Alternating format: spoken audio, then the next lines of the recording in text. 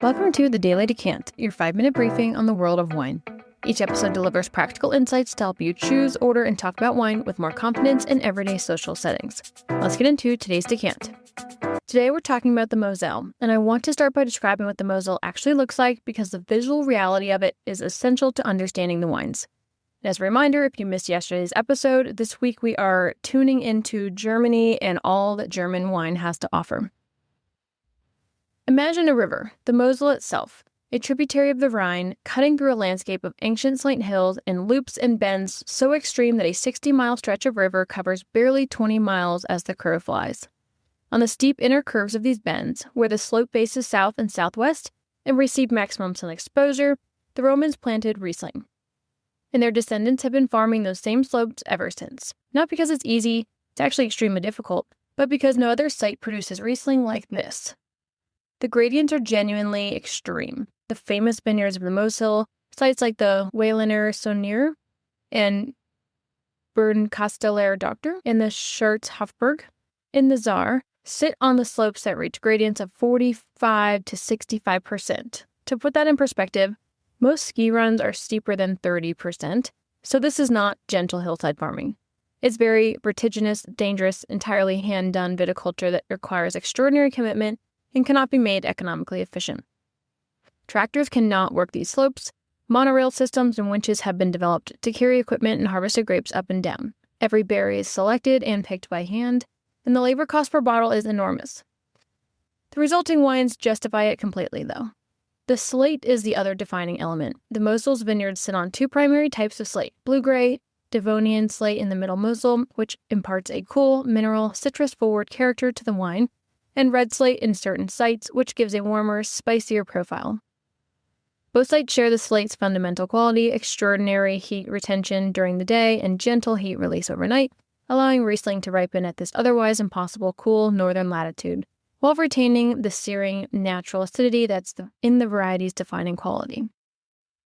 Let's talk about the sweetness spectrum. So this is the most important thing to understand about Mosel Riesling and about German Riesling more broadly.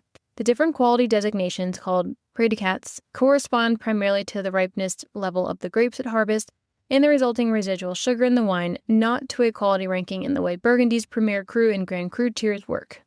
From lightest to richest, Kabinett, the lightest, most delicate style, typically 7 to 9% alcohol, a whisper of sweetness balanced by searing acidity, best drunk young or aged up to 15 years, Spätlese, meaning late harvest, richer and more concentrated than Kabinett, with more obvious fruit and sweetness, but still electrically fresh, a classic style for aging.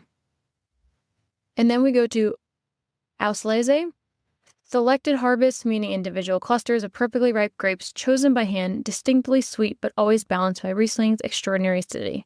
These wines can age for decades, developing extraordinary honeyed complexity with time.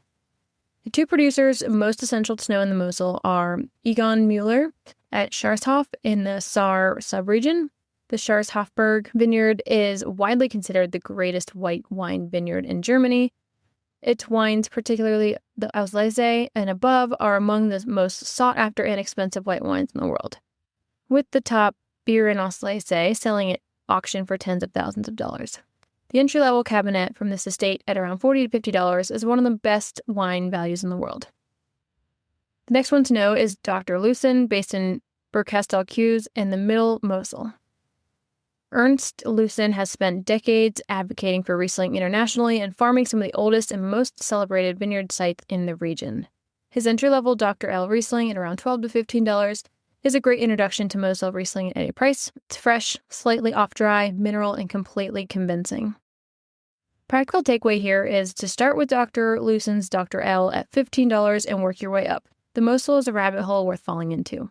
And here's one thing I want you to leave with from today. The sweetness in Mosel Riesling is not a flaw, and it's not a concession to beginner palates. It's a structural element, the counterpart to the wine's fierce natural acidity, creating a tension between sweetness and tartness that's entirely unique in the wine world. A great Mosel Kabinett tastes simultaneously fresh and round, taut and generous, weightless and complex. Finding that balance in a glass of wine at 7.5% alcohol is one of the interesting miracles of the wine world. Tomorrow we'll talk about the Rheingau and the dry side of German Riesling. You won't want to miss it. That's today's Daily Decant. If you found this helpful, be sure to subscribe and share with your friends so you can continue building your wine knowledge in just a few minutes a day. We'll see you tomorrow for the next decant.